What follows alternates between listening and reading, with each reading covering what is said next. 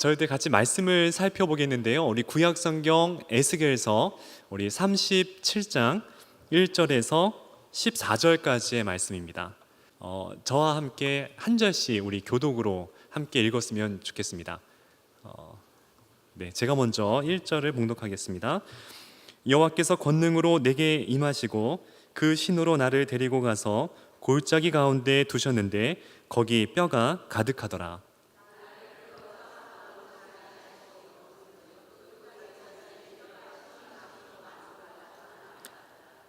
그가 내게 이르시되 인자야 이 뼈들이 능히 살겠느냐 하시기로 내가 대답하되 주 여호와여 주께서 아시나이다.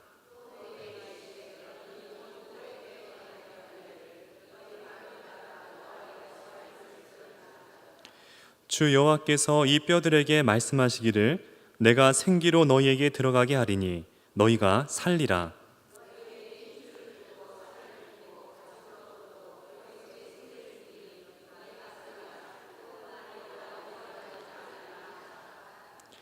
이에 내가 명을 쫓아 대언하니 대언할 때에 소리가 나고 움직이더니 이 뼈 저 뼈가 들어맞아서 뼈들이 서로 연락하더라.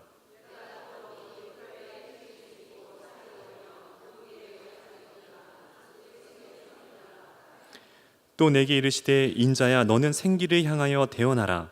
생기에게 대언하여 이르시기를 주 여호와의 말씀에 생기야 사방에서부터 와서 이 사망을 당한 자에게 불어서 살게 하라 하셨다 하라.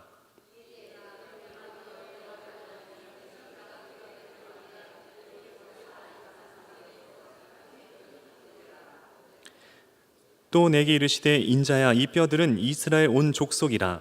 그들이 이르기를 우리의 뼈들이 말랐고 우리의 소망이 없어졌으니 우리는 다 멸절되었다 하느니라.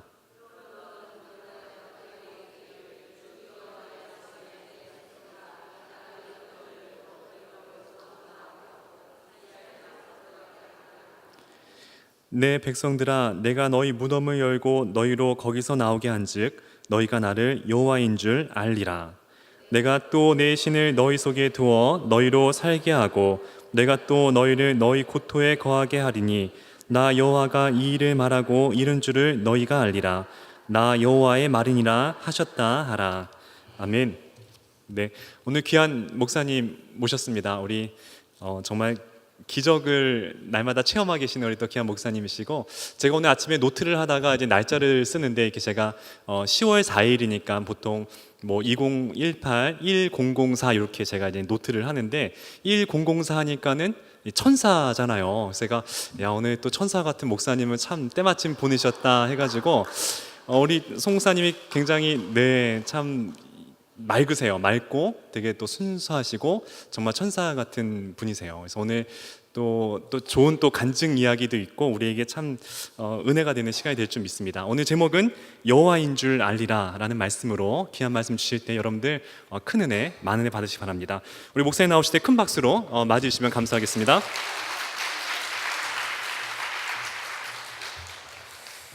제가 이 자리에 선 게 아마 두 번째인데요. 아마 제가 한 3년 전에 섰나? 네, 그때 이제 제 개인적인 간증거리 같은 이제 그 말씀을 했던 기억이 나는데요. 그때도 떨렸지만 지금도 무척 떨리네요. 사실 말씀 전하는 것보다도 더 긴장되고 더 떨리는 게 제 개인적인 얘기하는 게 아닌가 싶어요. 사실 지난 6개월여 기간 동안 저와 제 아내 그리고 저의 딸 이연에게는 몹시도 힘겹고 힘겨운 그런 삶의 나날들이었음과 동시에 은혜와 감사가 넘치는 그러한 삶이었습니다.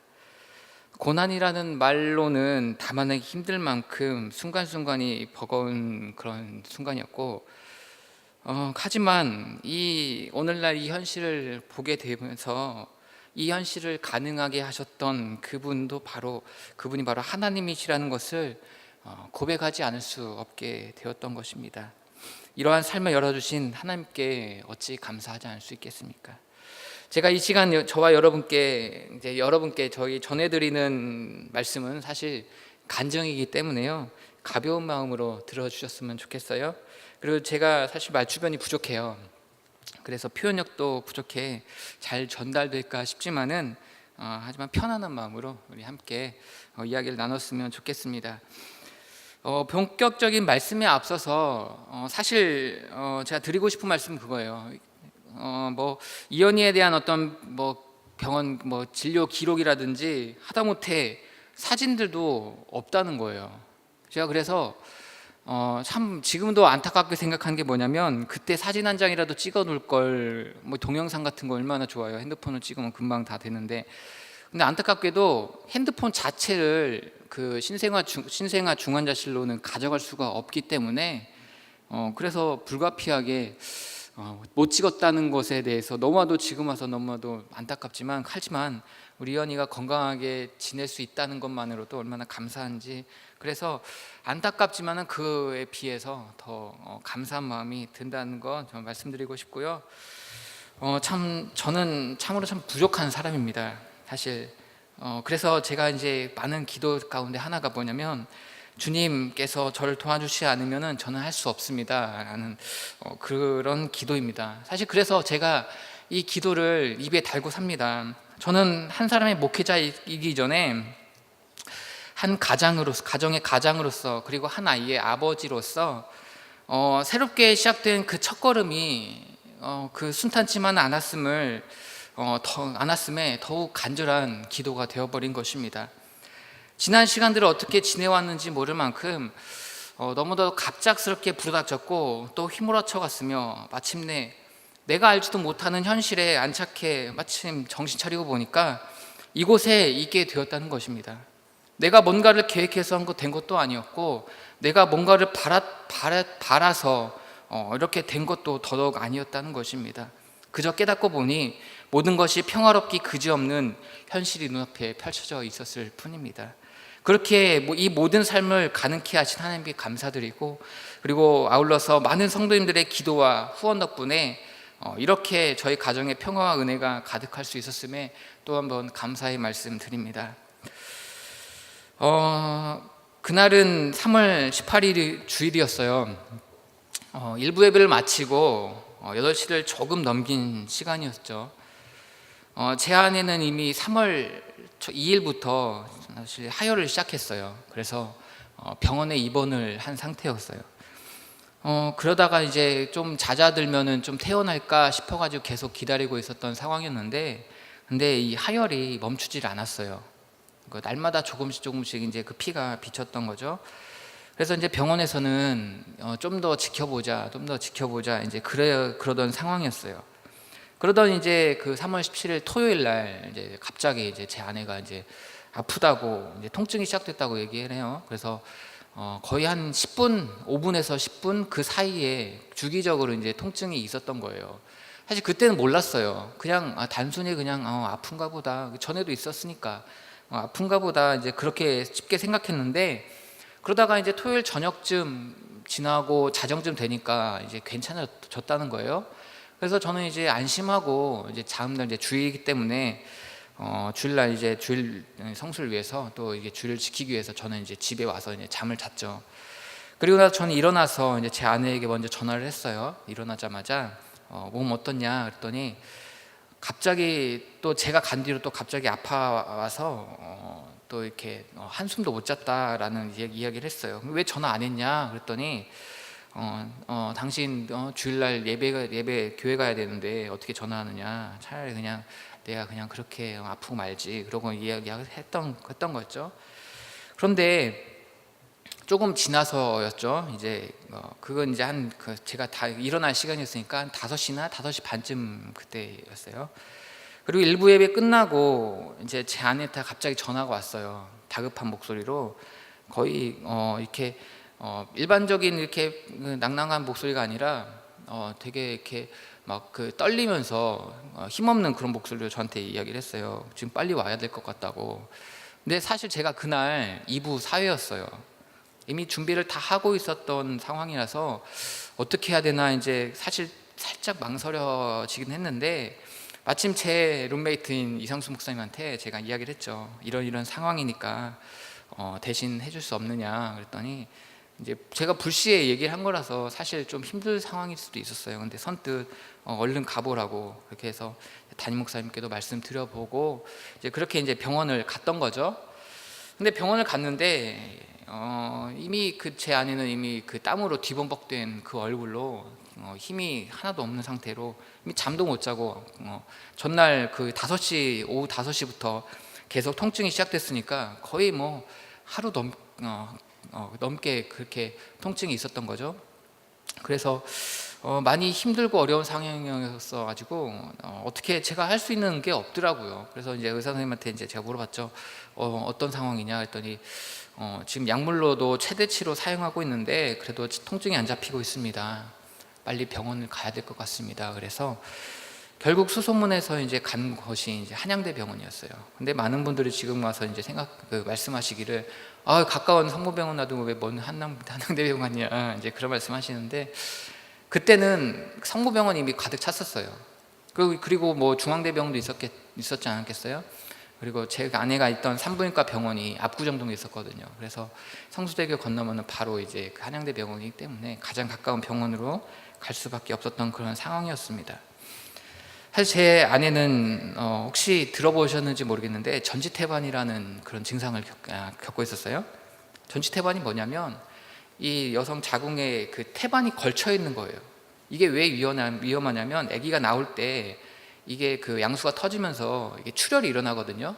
그런데 태반이 이 자궁 곁에 있으면은 이 자궁문에 있으면은 이게 출혈이 동반되면서 더 큰 출혈이 일어난다는 거예요.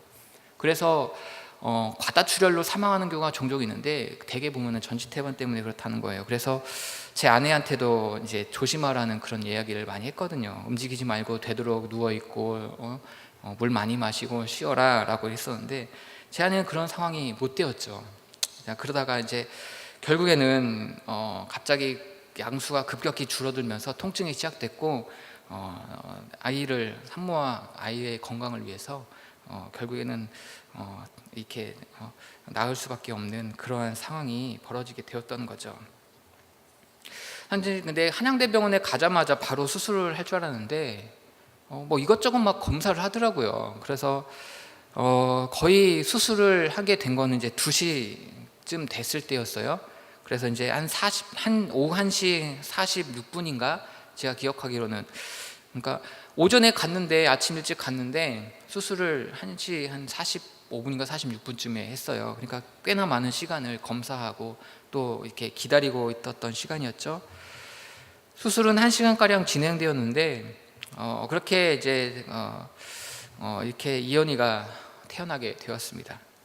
정확하게는 3월 18일 오후 1시 56분이었습니다. 그래서 이제 수술실에서 간호사분 한 분이 나오셔 가지고 설명을 해주시는데 보통 24주 제 아이가 24주에 태어났어요. 정확히는 24주 5일 만에 태어났는데 24주 5일 만에 태어난 그 아이 치고는 굉장히 건강하다는 거예요. 사실 그때 아이들은 울 수가 없대요. 왜냐하면은 여러분도 들어서 아시겠지만은 원래 폐가 제일 나중에 생성이 돼요. 태아의 그 신체 발달 과정 중에 폐가 제일 나중에 형성이 되기 때문에 울 수 있다는 것은 그만큼 폐가 어느 정도 좀 자라났다는 거거든요. 사실 제가 이게 이 말씀을 드릴까 말까 고민했던 부분 하나가 있었는데 뭐냐면 제 그 신생아 중환자실에 같이 있었던 아이 중에 한 명이 21주 만에 태어난 아이가 있었어요. 사실 그 아이는 폐가 거의 자라나지 않은 상태로 태어났던 거였죠. 그래서 그 아이가 이제 저보다는 이제 제 아이보다는 훨씬 이전에 태어났기 때문에 이미 저희 한 6개월 정도 이미 이전에 태어났던 아이였죠. 그래서 그 아이는 이미 그 오랜 시간 동안 그 신생아 중환자실에 이제 있었는데 치료를 받고 있었는데 사실 그 아이는 이 폐가 안 자랐기 때문에 잘 먹지를 못해요. 네, 먹지를 못하는데 또 더군다나 이렇게 기흉이 있게 되면요. 기흉이라는 것은 뭐냐면은 소위 말하면 이제 뭐 이렇게 먹다 보면은 사례가 들리기도 하잖아요. 사례가 들리기도 하는데 근데 만약에 사례가 들리면은 보통 일반인 같은 경우는 재채기나 기침으로 그것들을 뿜어냅니다. 근데 폐가 없는 그 아이는 뿜어낼 수가 없어요. 왜냐하면 이게 기침을 할 수가 없기 때문에 이미 폐 기능이 거의 거의 없기 때문에 기침 못하는 그 아이는 만약에 사례가 들리게 되잖아요. 그러면은 기계로 빼내야 될 수밖에 없는, 그러니까 한마디로 말하면은 굉장히 위험한 상태였죠. 근데 그 아이가 힘겹게 그렇게 하루하루 버티게 되는데, 근데 제 아이가 태어나기 얼마 전, 한 일주일 전쯤이었어요. 근데 그날따라 의료진들이 굉장히 바쁘게 막 분주히 막 여기저기 왔다 갔다 하더라고요. 무슨 일인가 봤는데 그때 그러니까 그 아이가 결국에는 그날 이렇게 하늘나라로 갔다는 그런 소식을 전해.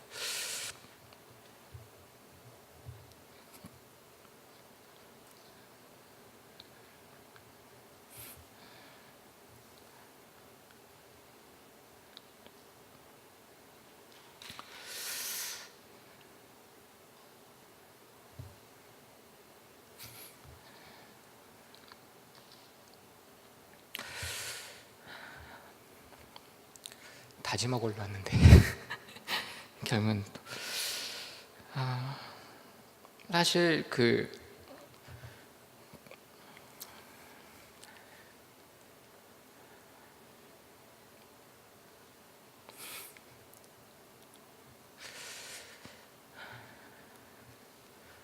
신생아 중환자실은, 그러니까 삶과 죽음의 늘상 경계선에 있어요.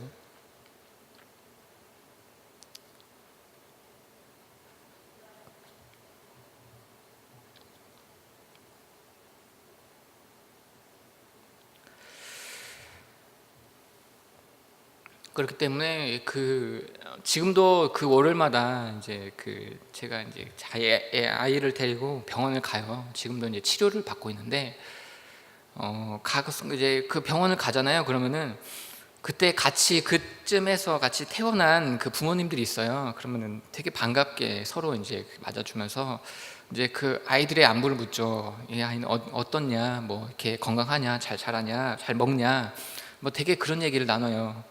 사실 그때 제 아이가 3월 18일 날 태어났으니까 7월 둘째 주 태어났거든요. 둘째 주 수요일 날 태어났어요. 정확히 날짜는 제가 모르는데 7월 둘째 주에 태어났거든요. 수요일 날. 그러니까 그때 태어날 때쯤에서 거의 비슷하게 태어난 아이들을 지금도 만나고 있는데, 그러니까 거의 4개월 가까이를 계속 날마다 봤어요.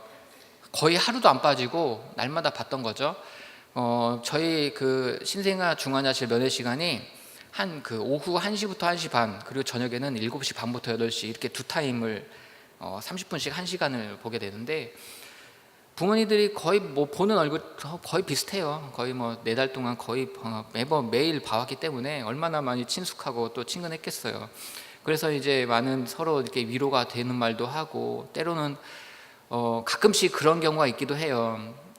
이렇게 신생아 중환자실에 있다 보니까 어느 날은 평안한 상태로 그냥 이렇게 잘 이렇게 지내다가도 갑자기 이렇게 컨디션이 다운되는 경우가 있어요. 왜냐하면은 이렇게 앞서 말씀드렸다시피 사실 폐 얘기를 조금 해야 되는데, 폐가 제대로 형성이 안 돼 있다 보니까 호흡을 못 해요.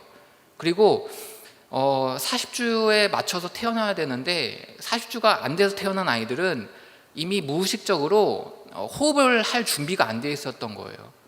그러니까 무의식적으로 호흡을 아이가 멈춰버리는 거예요. 그러니까 양수 속에 있으면은 자연히 그 엄마 이렇게 탯줄로 산소를 공급받고 호흡을 안 해도 되는데, 폐로 호흡하는 법을 이렇게 익숙하지 않다 보니까 아기가 그냥 호흡을 멈춰버리는 거예요. 그렇다 보니까 호흡을 안 하게 되면은 기계가 막 요란치고 요란한 소리를 내거든요. 그러면 이제 의료진들이 가서 이제 건드려요. 이제 막 이렇게 흔들기도 하고, 그다음에 기계를 만지기도 하고 그렇게 되는데, 이제 뭐 그런 경우가 종종 있었기 때문에 저희들 같은 경우는 이제 그런 경우를 한 번씩 겪게 되면은 익숙하면서도 되게 익숙하지 않은 경우가 돼요. 그게 왜냐면은 아이의 생명과 직결된 문제이기 때문에 여러 번 겪었음에도 불구하고 그때마다 심장이 덜컥 내려앉는 그러한 기분이 들어요. 그러면 그 부모님은 정말 그 날은 정말 어떻게 막 충격에서 막 쉽게 벗어나지 못하고 막 울기만 해요. 그럼 옆에 있는 부모님들 가서 또 위로하고, 또 어느 날은 또 내 아이가 그러기도 하고, 또 어느 날은 또 옆에 있는 아이가 그러기도 하고, 이제 그러면서 서로 서로 위로가 되고 또 그렇게 서로 이렇게 그렇게 말을 건넸던 그런 기억이 납니다. 제 아내는 이제 그렇게 그 수술을 받고 회복실로 옮겨졌어요. 근데 이제 그때까지만 해도 제 아이는 이름이 없었어요. 태어난 지 한 달 돼서야 겨우 이제 이름을 짓게 되었는데 제 아이의 이름은 이제 태명은 기쁨이었어요. 그래서 사실 제 아내는 태어난 기쁨이를 볼 수가 없었죠. 이미 회복실에서 있었기 때문에 그날은 볼 수 없었고 저만 그 신생아 중환자실에 들어가서 혼자 보게 되었는데 정말 처음 본 소감은 정말 말문이 막혔어요. 어떻게 설명할 수가 없을 만큼 정말 뭐라고 표현할 수가 없었어요. 28.5cm의 작은 키, 그리고 600g의 또 그 몸무게로 태어난 작은 아기였죠. 말이 28cm지 그 다리 길이 빼잖아요. 그러면은 거의 뭐 이렇게 한 뼘도 안 돼요. 한 뼘도 안 되는 그런 아기가 태어나게 된 거죠. 정말 이렇게 웅크리고 있으면은 정말 제 손바닥보다 더 작은 아이가 이렇게 누워 있는 거예요. 상상되세요? 그리고 제 아이가 이렇게 손바닥을 이렇게 펴고 있잖아요. 그러면 제 새끼 손톱보다도 더 작아요. 제 새끼 손톱보다도 이게 펴고 있는 손이 제 새끼 손톱이 이만한데 되게 작아요. 저도 손이. 근데도 그렇게 작은 아이를 이렇게 보고 있자니 정말 별의별 생각이 다 들더라고요. 갓난 아이의 그 피부는 마치 그 젤리처럼요 반투명했어요. 일반 인간 그 신생아의 살갗이 아니라 아직 그 피부도 완전해지지 않은 상태로 태어났던 거죠. 그리고 꼼짝하지 않고 막 힘도 없어가지고 그냥 축 늘어져 있어요. 그저 심장만 뛰는 것만, 이렇게 심장이 뛰는 것만 보일 만큼 정말 심장도 살짝 보였어요. 그 정도로 이렇게 피부가 반투명한 정도였죠. 그래서 제 손바닥보다 작은 이 아이를 보는 순간 온갖 부정적인 생각이 갑자기 눈앞에 확 스쳐 지나가는 거예요. 그런데도 이 생각들을 애써 이렇게 비워내면서 하나님께 기도했죠. 주님, 이 기쁨이가 이처럼 약하게 태어났지만 주님의 강한 손으로 붙들어 주시어 강한 아이로 자라나게 해주세요. 기도했습니다. 사실 기쁨이가 태어난 그 순간을 제 사진 속에 담고 싶었어요. 얼마나 그 사진을 담고 싶은 마음이 굴뚝 같았겠어요. 그런데 한편에 이런 생각이 들었어요. 내가 지금 이 사진 속에 이 아이를 담으면 이 사진 속으로 빨려 들어올 것 같은 거예요. 빨려 들어오고 이 아이는 사라져 버릴 것만 같은 그런 생각이 드는 거예요. 그래가지고 혹시나 내가 이 핸드폰을 꺼내가지고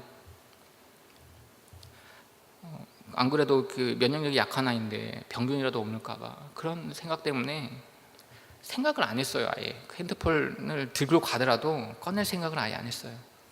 물론 이렇게 얘기를 하면 되긴 했어요. 잠깐 사진 한번 찍어도 될까요? 그러면 양해 구하고 그러면 이제 소독해주고 이렇게 사진 찍어도 되거든요. 근데 굳이 저는 그렇게 하지 않았던 이유가 바로 아이를 계속해서 보고 싶었던 그 마음도 있었던 거죠. 그렇게 해서 한 10분 남짓 첫 만남을 끝으로 이제 저는 제 아내에게 이제 가게 되었죠.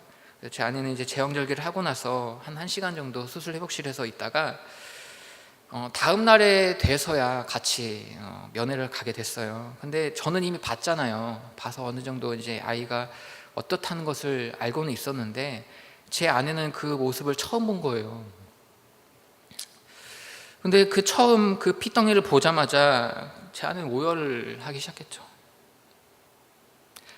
그러면서 연신 엄마가 미안해.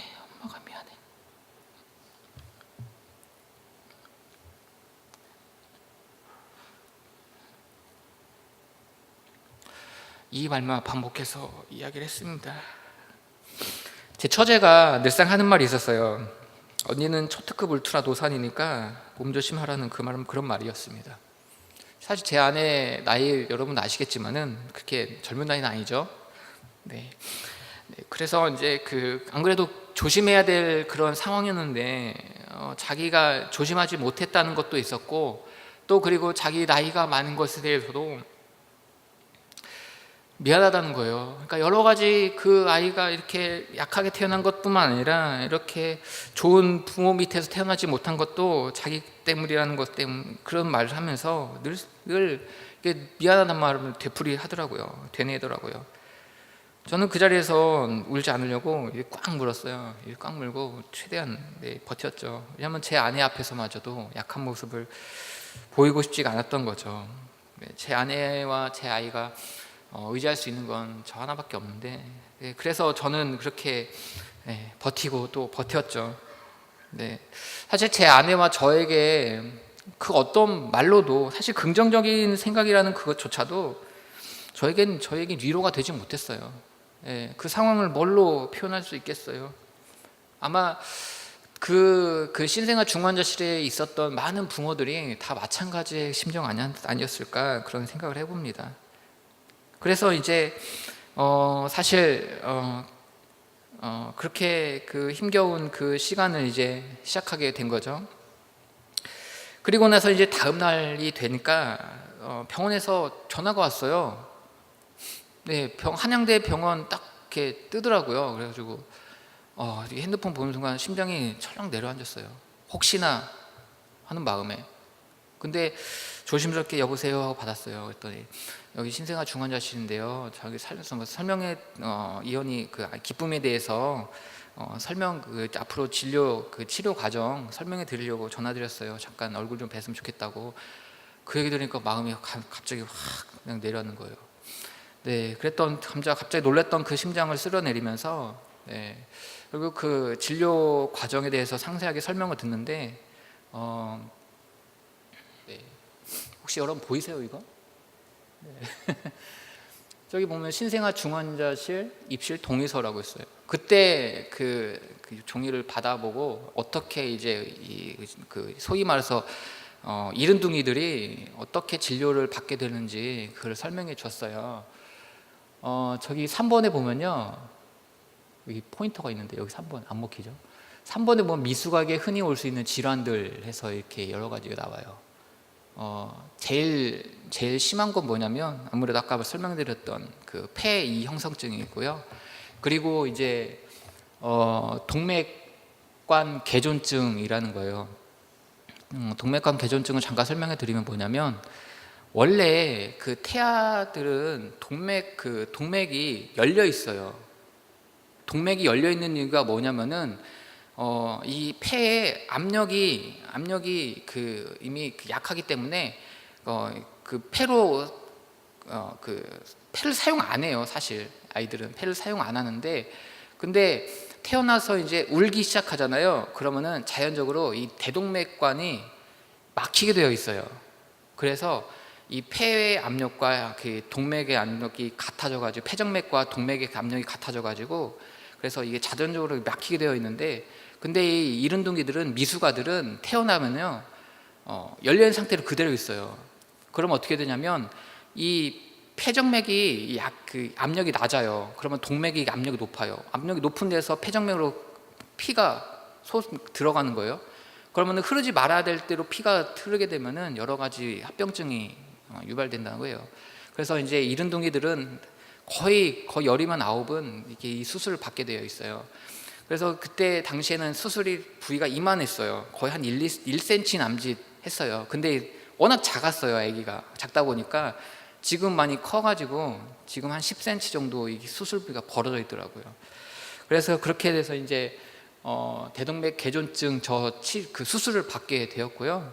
그리고 이제 여러 가지 또 문제가 있는데 저 폐혈증 같은 경우는 아무래도 면역력이 약하다 보니까 늘상 병원균에 노출되어 있어요. 그래서 그 신생아 중환자실에 핸드폰을 갖고 못 들어가는 이유가 바로 거기에 있어요.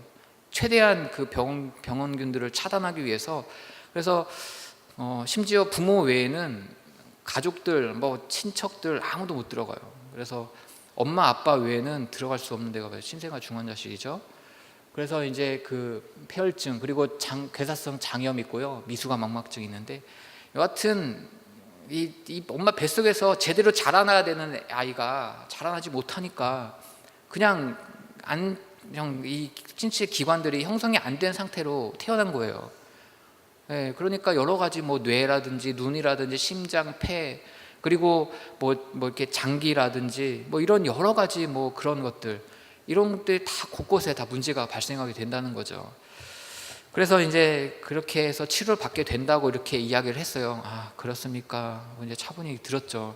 근데 이제 맨 마지막, 맨 밑에 저 6번 예우 부분 보이시나요? 네, 저희 아기는 600g에 태어났어요. 그러면 예우에 보면은 500g에서 750g에 세당되는 아이 사망률을 보면은 40%라고 나와 있어요. 저는 여기에 눈이 콕 박혀가지고 떨어지질 않더라고요. 네, 저는 어떻게 이 현실을 받아들여야 될지 정말 뭐 이렇게 암담하게 하더라고요. 5명 중 2명은 사망한다는 얘기를 듣는 순간 어떤 부모가 그 이야기를 덤덤하게 받아들일 수 있겠어요? 이렇게 치료 과정이 진행된다고 이야기를 들으니까 정말 뭐 어떻게 설명을 할 수가 없는 거예요. 당시에는 정말 제 몸 추스리기도 힘들었는데 제 아내는 오죽했겠어요. 더군다나 제왕절개 수술해가지고 몸도 안 좋은 상황에다 그리고 또 그 한 2주 보름 넘게 하혈을 한 상태여가지고 이미 몸은 뭐 만신창이가 된 상태였죠. 그런 상태에서 또 이런 충격적인 소리를 들으니 제 아내는 뭐 그냥 어떻게 뭐 할 수가 없었던 거죠. 그래서 저와 제 아내는 정말 날마다 뭐 눈물로 기도했어요. 하루하루 참 버텨내는 게 힘들구나라는 그런 생각을 할 수밖에 없었다는 거죠. 하지만 그래도 다행인 거는 주변 우리 권사님, 집사님, 그리고 많은 성도님들, 장로님들, 그리고 많은 분들이 옆에서 기도해 주시고 또 이렇게 위로의 말씀 전해 주시고 또 함께 해 주셔서 정말 그렇게 버텨내겠던 것 같아요. 네. 사실 제 아이는 뭐 폐도 문제였고 그다음에 그리고 또 뭐 눈도 문제였고 그랬어요. 그리고 그 뇌출혈 같은 문제도 또 문제가 됐던 게 뭐냐면은 뇌출혈 3기까지 갔었어요. 이게 뭐냐면 1기, 2기, 3기, 4기 이렇게 있는데요. 4기까지 가면은 거의 아이는 거의 못 산다 봐야 돼요. 네. 그러면은 이게 또 문제가 되면은 문제가 될 수 있는 충분한 여지가 있었는데, 근데 또 의사 선생님은 그렇게 얘기해요. 이렇게 출혈이 있다가도 또 잡히기도 한다라는 얘기를 하더라고요. 그래서 그러냐고 그렇게 또 받아들이고 또 기도했죠. 하나님, 뇌출혈 이것도 있다고 하는데 이것도 치료해 주세요. 아마 그 어머니 기도회 스태프분들은 저희 그 강성경 간사님이 이렇게 기도 편지를 해가지고 날마다 거의 보내주셨던 것 같아요. 아무튼 이 자리를 위해서 감사의 말씀드립니다. 네, 사실 오고 가는 많은 분들께서 물어보셨어요. 이혼이 어떠냐, 건강하냐, 잘 있냐, 이제 그렇게 물어보셨어요. 근데 제가 거의 다 되고 제 아이는 폐 이형성증이 있고요. 그다음에 대동맥관 수술을 했고요. 그리고 또 뇌출혈 3기고요. 미수가 망막증을 앓고 있어요. 어째 다 일일이 제가 설명을 할 수 있겠어요. 그냥 잘 있어요. 그냥 기도해 주셔서 감사합니다 라고 그렇게 대답할 뿐이었어요. 사실 제 아내는 먼저 이렇게 참 제가 이 자리를 빌어서 제 아내한테 너무 미안한 게 많아요.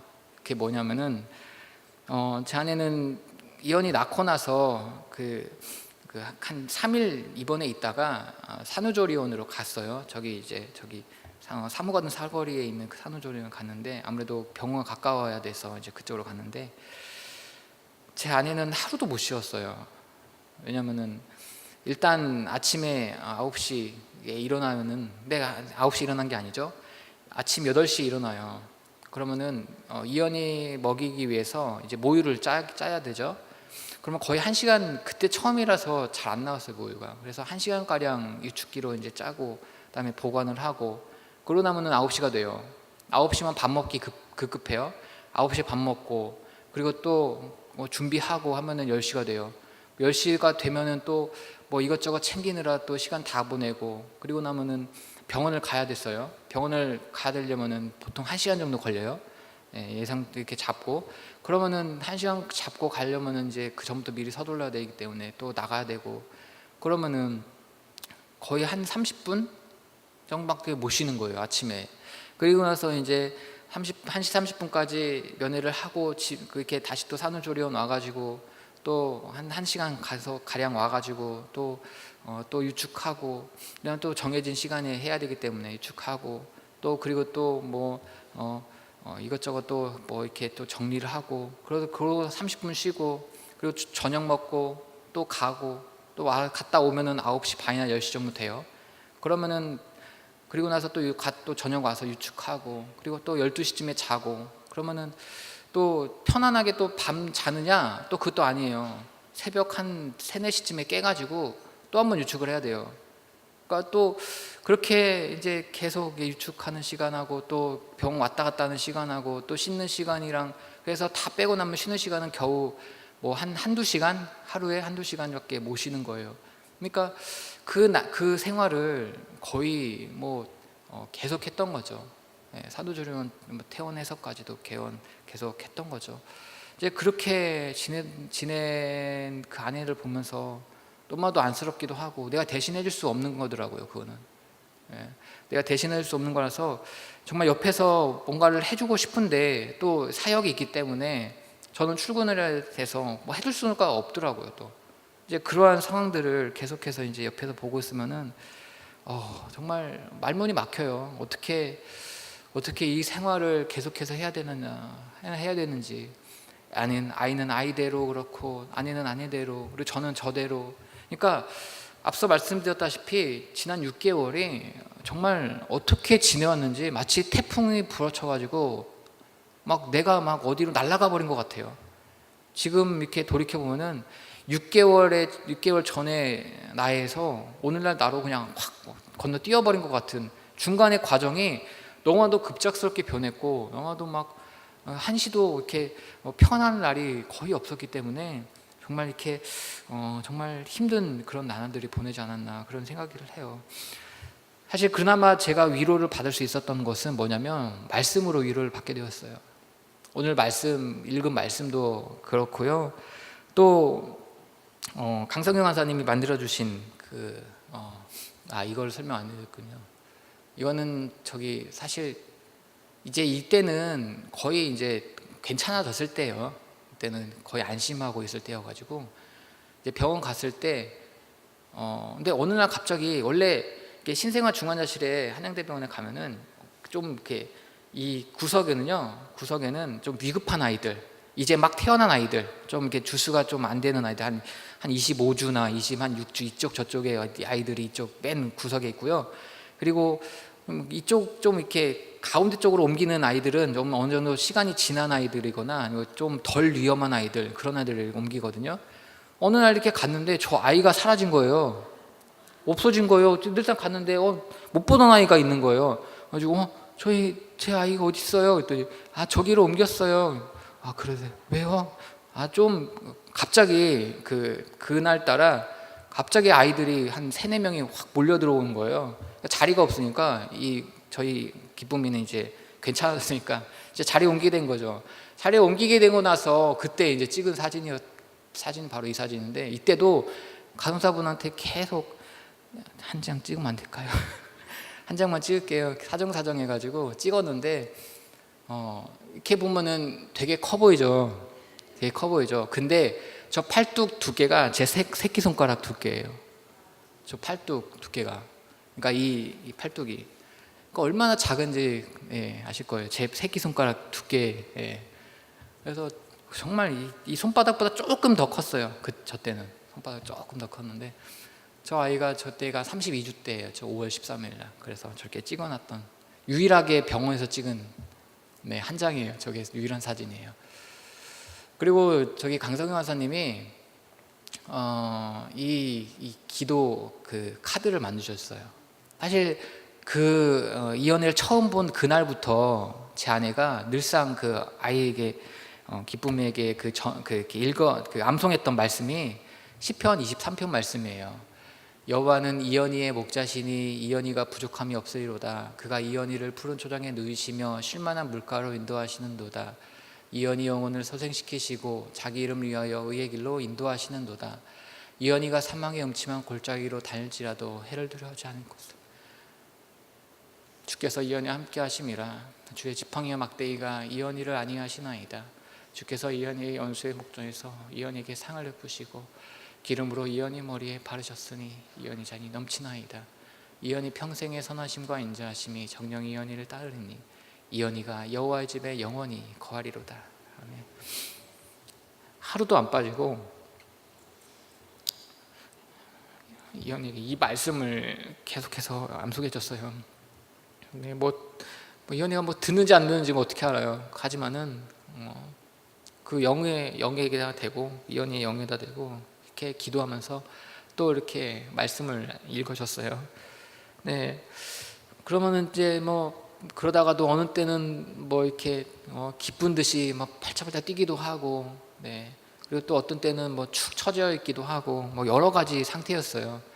그리고 병원에 가면 눈 떠 있는 날이 거의 일주일에 하루 볼까 말까예요.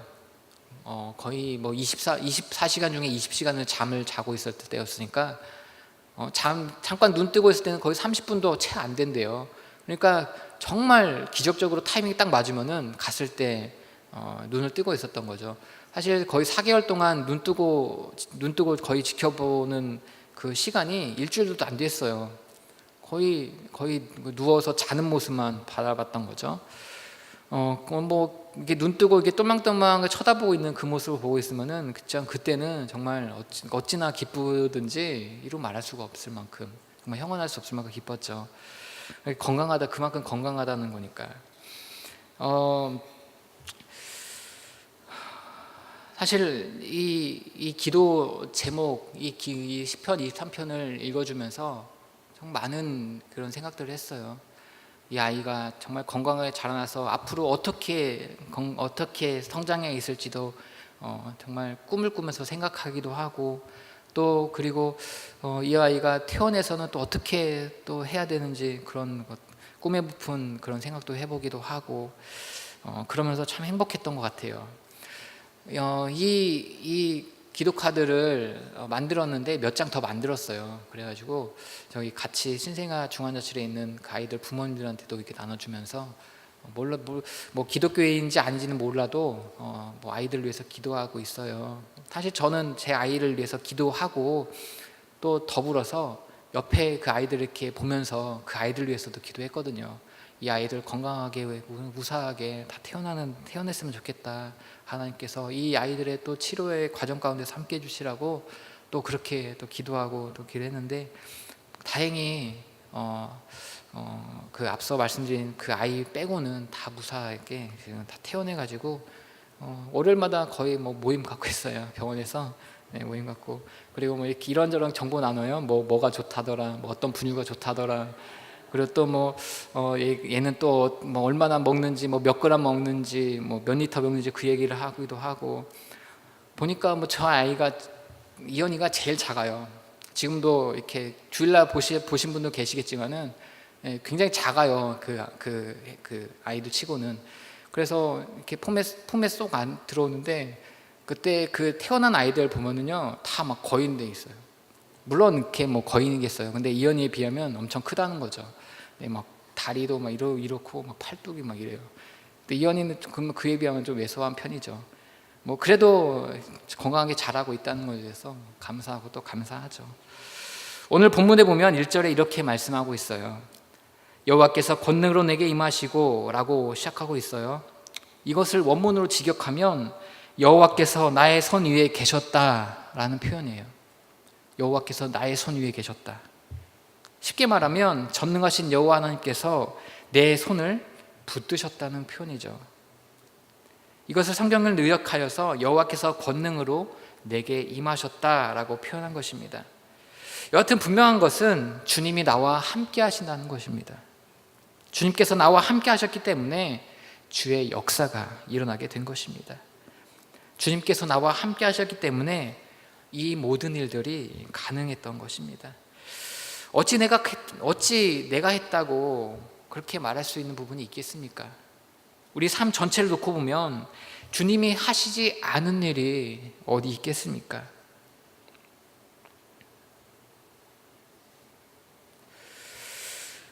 여호와께서 에스겔 선지자와 함께 하시자 에스겔 선지자에게 보이기 시작한 것이 있었습니다. 그것은 다름 아닌 2절 말씀과 같이 골짜기 가운데 두셨는데 거기 뼈가 가득하더라 라는 것입니다. 성경에서 이 뼈라는 것은 죽음과 절망을 상징합니다. 골짜기라는 것 자체가 이미 인간의 삶에 있어서 절망적인 순간임을 암시하고 있는 단어입니다. 제가 오늘 이 본문을 정한 이유도 여기에 있습니다.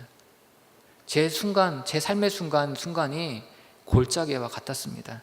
아무런 희망도 또한 아무런 소망도 바라볼 수 없는, 하지만 바라봐야 되는 그 상황이었다는 것입니다. 그래서 너무나도 이렇게 이 말씀이 와닿는 거예요. 이 말씀이 나의 말씀 같은 거예요. 죽음의 현실 앞에서 전혀 희망을 찾을 수 없고 또 그리고 꿈꿀 수도 없는 그 상황을 오늘 본문은 말씀하고 있는 것입니다.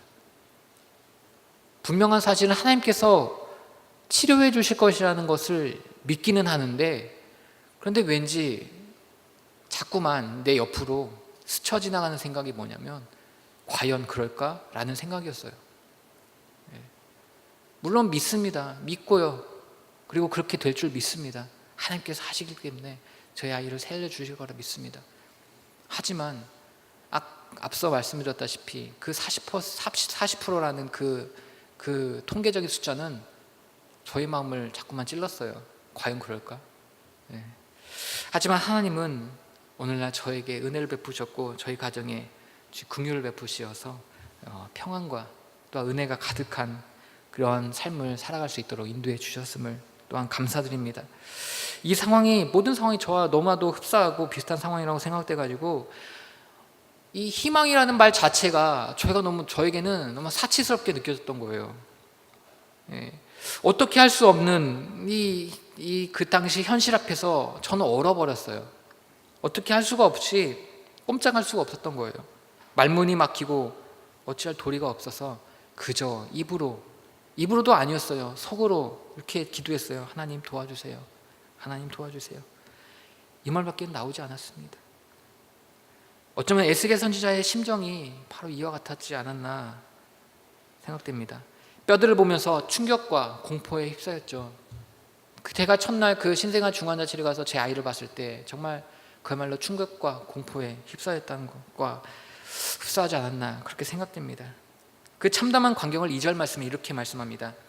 나를 그 뼈 사방으로 지나게 하시기로 본즉 그 골짜기 지면에 뼈가 심이 많고 아주 말랐더라.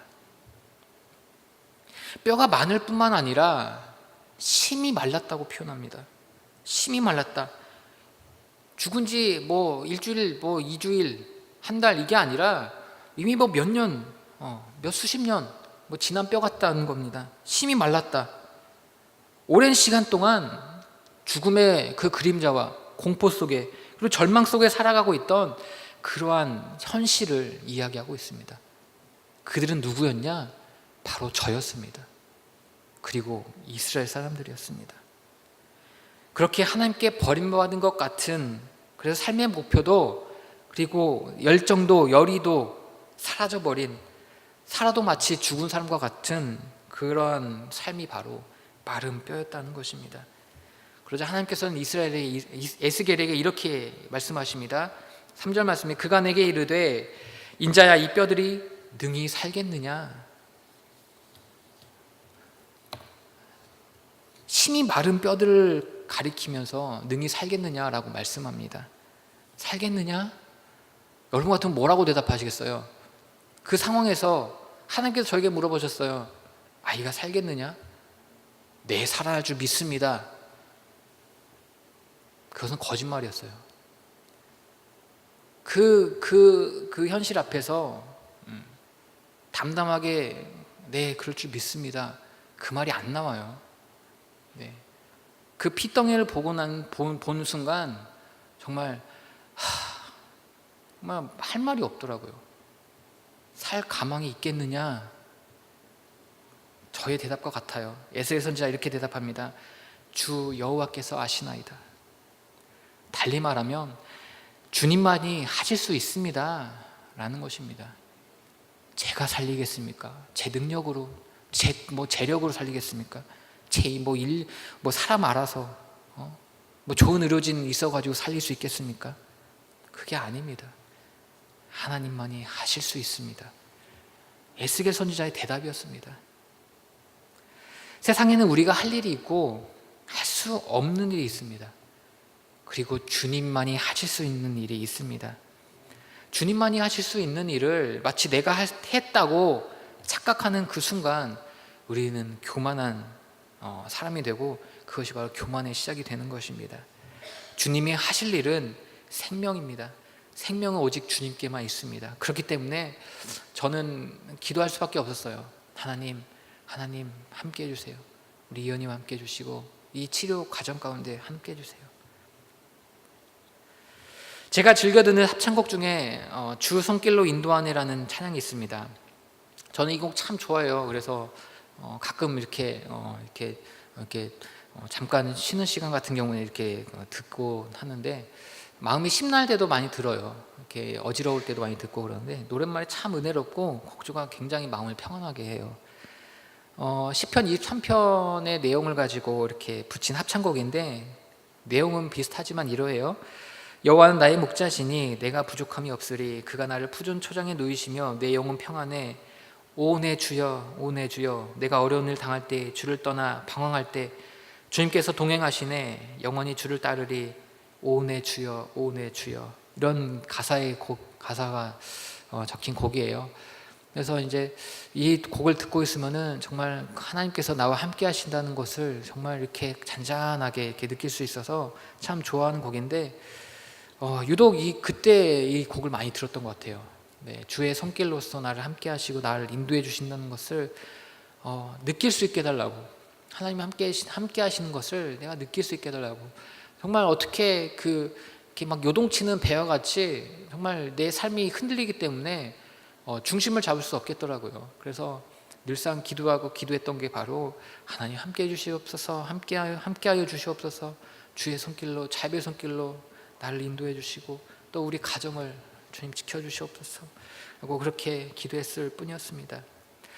우리의 소망을 어디서 찾을 수 있겠습니까? 사실 소망이라는 것은 눈으로 볼 수도 없는 거예요. 손으로 만질 수도 없어요. 네, 가시적인 것도 아니고 그 다음에 이렇게 만질 수도 없는 것. 뭘로 소망을 찾겠어요? 어디서 소망을 찾겠어요? 믿음밖에 없습니다. 믿음으로밖에 희망을 찾을 수가 없습니다. 단편적으로 우리의 삶을 놓고 봤을 때 이 현실 얼마나 암담하기 그지없어요. 네, 하루아침에 갑자기 누가 그렇게 될 줄 알았어요? 네, 저는 그날로 돌아가라고 하면은 돌아가지 못할 거예요. 네, 억만금을 줘도 다시 돌아가지 못해요. 왜냐? 너무나도 그 순간이 너무나도 절망적이었고 다시는 맛보고 싶지 않은 삶의 절망이었기 때문에 다시 돌아가고 싶지 않아요. 네, 하나님의 은혜가 큰 줄 알지만은 절망도 그만큼 크기 때문에 너무나도 힘든 시간이었음을 하나님밖에 고백해요. 하지만 그만큼 감사한 것은 잊지 않고 있죠. 저의 삶을 놓고 돌아보면 뭐 어디서 희망을 찾을 수 있었겠어요? 누구에게서 찾을 수 있었겠어요? 오직 인간의 생사화복을 주관하시는 분은 여호와 하나님이시고 또 만물을 다스리시는 분은 하나님 한 분뿐이기 때문에 저의 인도자 되어주시고 저의 소망 되어주시옵소서. 여기까지 인도해 주셨듯이 앞으로의 삶도 인도해 주시옵소서. 이렇게 하나님의 자비의 손길로 인도해 주시기를 바라며 구하며 또 기도할 수밖에 없었다는 거죠. 오늘 본문의 5절 말씀에 이렇게 기록되어 있어요. 주 여호와께서 이 뼈들에게 말씀하시기를 내가 생기로 너희에게 들어가게 하리니 너희가 살리라. 하나님께서는 그 마른 그 죽은 지 오래된 뼈 그리고 또 심이 말랐던 그 뼈 에스겔조차도 말문을 에스겔의 말문이 막혀버린 그 상황 가운데서도 하나님이 이렇게 말씀하시죠. 너희가 살리라. 오늘 말씀의 제목은 바로 여호와인 줄 알리라. 바로 여기에 있어요. 제가 사실 제목을 정하는데도 여러 가지 이것저것 정말 다 생각해봤어요. 근데 결국엔 하나로 통하더라고요. 우리의 삶의 순간순간 어떤 일을 저는 이런 일을 겪었어요. 저는 저희 아이가 이렇게 일찍 태어나서 이렇게 뭐 힘든 과정을 겪었는데, 여기 계신 분들도 마찬가지로 삶의 순간순간 비견될 만한 그런 고통, 절망 경험해 보셨을 거예요. 뭐 내 가족이 불치병에 걸려가지고 사경을 헤맨 자가 겨우 이렇게 치료받고 나음을 있고 그런 경우 이게 수없이 많아요, 요즘 같은 경우에. 예. 그런 경우를 겪어본 분들은 아실 거예요. 정말 삶이 그렇게 쉽지만 않다는 것을 말이에요. 네. 그러면서 이제 하나님께서 이렇게 말씀하시는 위로의 말씀을 전해 듣게 되죠. 너희가 살리라, 너희가 회복될 것이다 라는 말씀을 우리에게 전해주고 계시다는 거예요. 아울러서 이제 11절 말씀을 함께 보겠습니다. 11절 말씀 함께 읽어볼게요. 시작.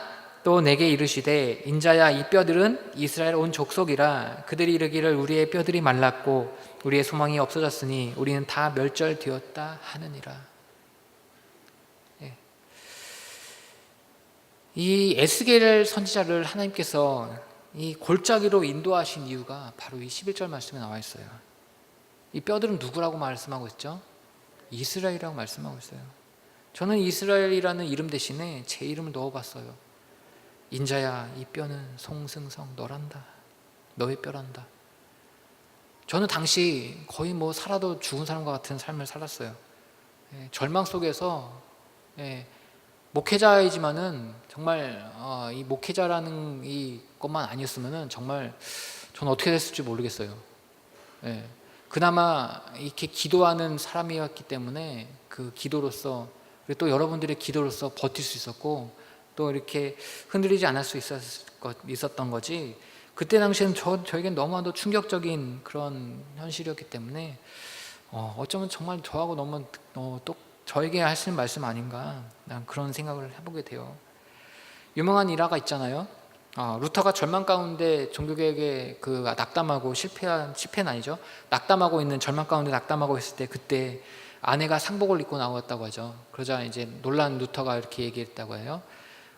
누가 죽었느냐, 어디 장례식 가느냐. 그러자 이제 아내가 그렇게 대답했다고 하잖아요. 당신을 보니 하나님이 준 것 같습니다 라고 말이에요. 정말 우리 믿음의 사람들은 정말 그 순간이 정말 힘들고 어려운 순간일지 몰라도 결국엔 하나님께서 인도하시고 자비의 손길로서 우리의 삶을 주관하여 주신다는 것을 그 순간에는 몰라요. 사실 그 순간에는 모르는데 조금 지나고 나니까 어찌나 그게 감동으로, 감사함으로 다가오는지 정말 이루 말할 수 없더라고요. 아울러서 12절부터 14절 말씀에 보면은 이렇게 기록되어 있어요. 그러므로 너는 태어나여 그들에게 이르기를 주 여호와의 말씀에 내 백성들아, 내가 너희 무덤을 열고 너희로 거기서 나오게 하고 이스라엘 땅으로 들어가게 하리라.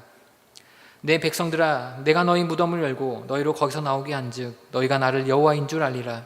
내가 또 내 신을 너희 속에 두어 너희로 살게 하고 내가 또 너희를 너희 고토에 거하게 하리니 나 여호와가 이 일을 말하고 이른 줄을 너희가 알리라. 나 여호와의 말이니라 하셨다. 하나님께서는 우리를 절망 가운데 내버려두지 않으세요. 절망하게 내버려두지 않으신다는 거예요. 우리에게 새롭게 생기를 불어 넣어주시고, 또 중옥 같은 그 삶을 다시금 소생시키시고 회복시키시고, 그래야 하여 우리가 다시금 살아나는 그런 역사를 살아가도록 하나님께서 늘 우리와 함께 하신다는 거죠. 한순간도 잊지 않으셨으면 좋겠어요. 이 삶을 통해서 여호와 하나님이 나의 하나님 되는 줄 알게 하신다는 거죠. 저는 이 말씀이 굉장히 은혜가 돼요. 하나님께서 나와 함께 하실 뿐만 아니라 나를 이 절망 가운데서 구원해내 주셔서 새로운 희망을 꿈꾸게 하셨고, 또한 새로운 축복 속에 살아갈 수 있도록 인도해 주셨다는 거죠. 끝으로 이제 제 왼쪽은 누군지 알겠죠? 왼쪽은 제 아내이고요. 그리고 오른쪽은 저예요.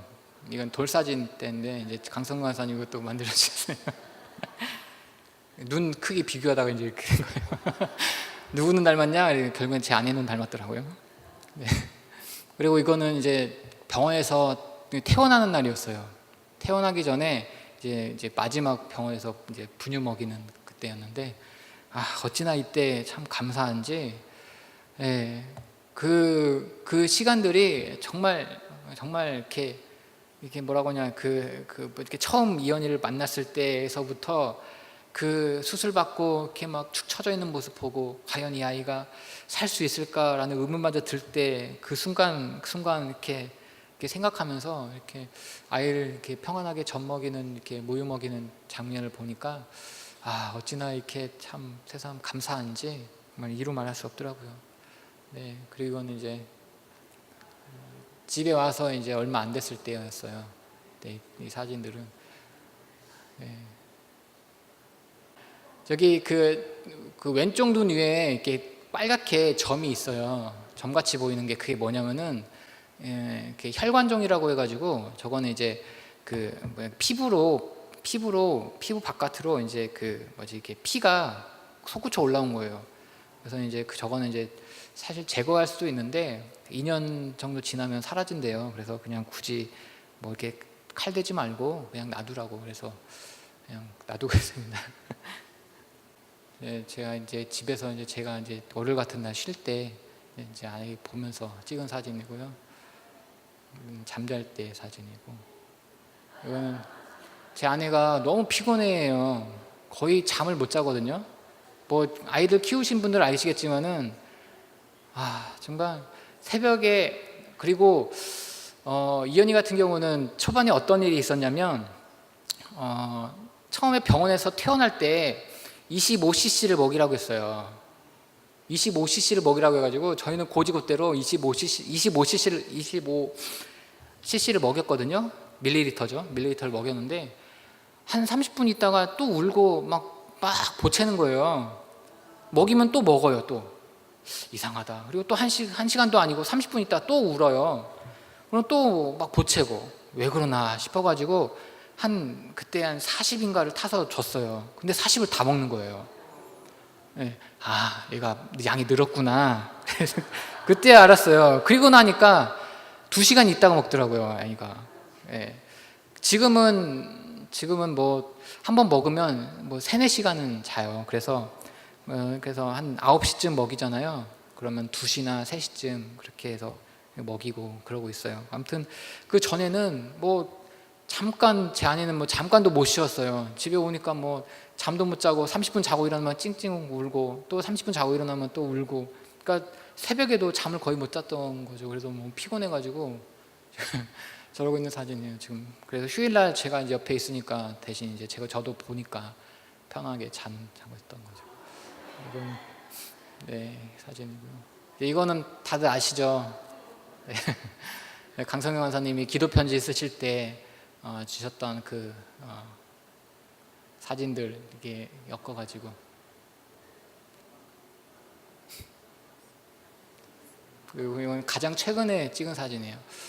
제 아이는 이현이는 모자를 쓰는 거 굉장히 싫어해요.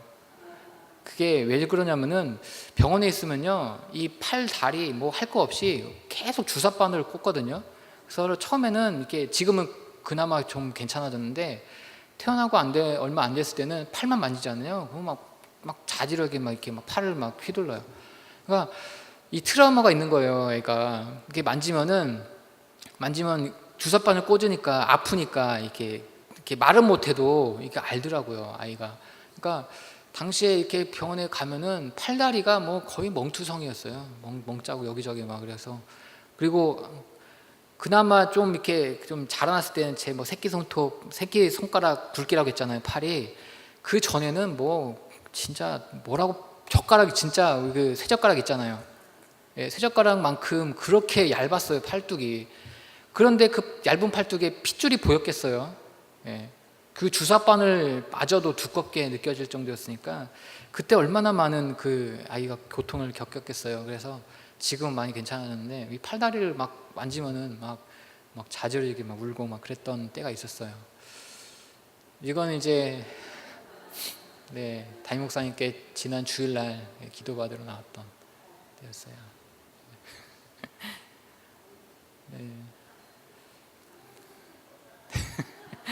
이거는 이제 이것도 강성영 간사님 만들어주셨어요. 기도 카드로 이렇게 해가지고 이제 스태프분들께 이제 보내줬던 그런 사진 중에 하나인데, 진짜 지금 이렇게 돌이켜 보면은 정말 모든 게 감사하고 또 감사한 일이 아닐 수 없어요. 그래서 정말 이 자리를 빌어서 다시 한번 우리 교인분들께, 우리 장로님, 권사님, 집사님, 그리고 많은 분들께 감사의 말씀 드리고요. 또 기도로서 함께 해주셨고, 또 이렇게 여러 가지 물질로서도 후원해 주셨고, 또 어려운 환경 가운데서도 이겨낼 수 있도록 또 권면의 말씀도 주시고, 또 이런 많은 분들의 또 도움이 있었기 때문에 또 이렇게 건강하게 또 자라나고 지금 이렇게 행복하게 웃을 수 있는 이유가 아닌가, 그런 생각을 해봅니다. 끝으로 이제 정말 제 아내가 저기 회개하고 와 있네요. 네. 창피해서 등 돌리고 있어요.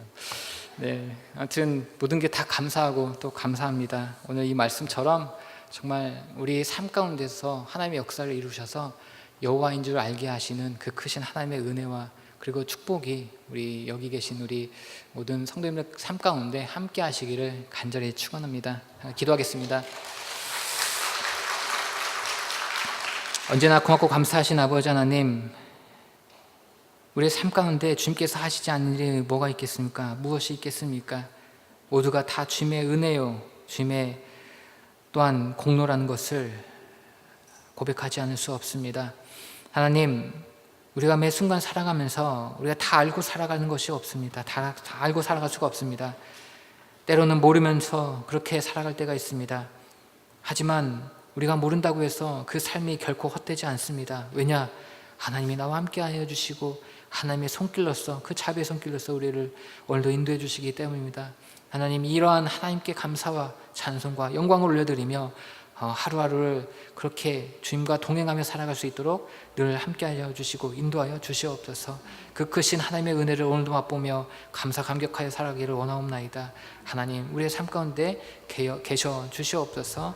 이 모든 말씀 사랑하신 예수님의 이름으로 기도드리옵나이다. 아멘.